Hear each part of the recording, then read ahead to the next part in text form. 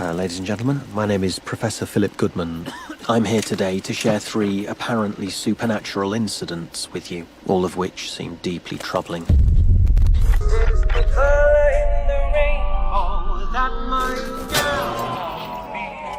We've been best friends since we were 15. Sounds so babyish, doesn't it? Besties, best friends. But we have. And a lot of that friendship was born out of a mutual adoration and obsession with horror films. Yeah. And to have created that and to have made something that is now out there. I mean, somebody just sent me tweeted a photo of a bus with ghost stories on it in Belfast, I think. Excellent. This morning. So you just think, God, there's our thing that is out there for everybody now. And it is just a joy. Hello? Anyone there? The spirit. The unquiet spirit.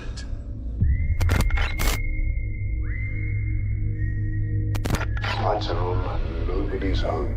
No, you're still there. You don't believe, do you? Well, both of you, I mean, you've got skin in the game in terms of TV and I like that expression. I know. Skin in the game. I don't know where that good. came from, I love but that. Listen to me, everybody. Listen to me. I've got skin in the game. I like that. I don't know where that came I from. love it. I know. I think maybe I had a baked potato there for lunch, and I think I had some sort of strange energy levels, and possibly thinking about the skin of the baked potato. Yeah. No, okay, we're getting too meta great. here. I love it. So I don't know what I was going to ask you there. So yes, do you want to tell people what it's about? Because obviously, anybody who went to see the play. The big thing was no spoilers, and anybody who's going to see the film, no spoilers either. But loosely, can you tell us the gist of Ghost Stories? Absolutely. It's about a psychic debunker called Professor Philip Goodman, who I play in the film. He comes across a file that contains 3 cases of unsolved paranormal happenings that he is challenged to try and debunk. So he goes on a quest to meet the 3 men that these have happened to and debunk their stories. And I'm not telling you anything else other than those 3 men are played by Alex Lawther, Paul Whitehouse and Martin Freeman.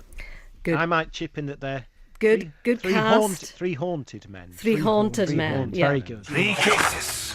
I couldn't explain. 3 cases that haunt me still. You go and investigate if you dare and come back and tell me that I am wrong. Because I've come to one inescapable conclusion, and that is the supernatural, the unseen forces that surround us. Everything that you and I have spent a lifetime trying to debunk and disprove, it's all true. I just wonder, though, about if I could say that you're a gentleman of a certain age, as am I, not a gentleman, but a lady. But I just wonder, is this a generation of people coming of age and bringing their childhood obsessions, particularly classic ghost stories or horror, to the screen? Well, when you're in your 30s, like we are. Yeah.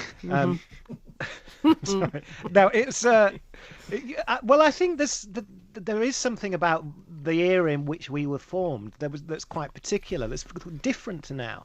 In that now you live in an amazing time where you can literally anything you want to see, you can find it, and you don't have to seek hard. When we were growing up, there was 3 television channels in the UK, never mind 4 that there came to be, and so it was much harder to find stuff. Yeah. And that when you did find it, you really cherished it, because all the horror films that we grew up loving, we read about them for years and years before we ever got to see them. The only way you could encounter them was in these books that we used to get every Christmas. So who was influencing you? I mean, what kind of ghost stories or horror films were you guys watching As kids? Yeah. It's quite an interesting one, that, because there's quite a span on it. So you'll start with, what were the sort of Saturday night... Well, you had your double bills of the sort of Amicus horrors and Universal horrors, and that were on BBC Two. But you'd also get, there was a great amount of TV horror then. So you had Thriller, the Brian Clemens series, and Armchair Thriller, and the Stone Tape, But then we also, as we hit our teenage years, we were blessed with the Video Nasty era. So you suddenly had this world of horror from the globe just explode upon you. Yeah, because it was all we just shaved in before it was regulated, So you'd go down the garage to rent, VHSs, and they'd have all these Italian horror films that were completely unrated and irresponsibly lent out to 15-year-old boys.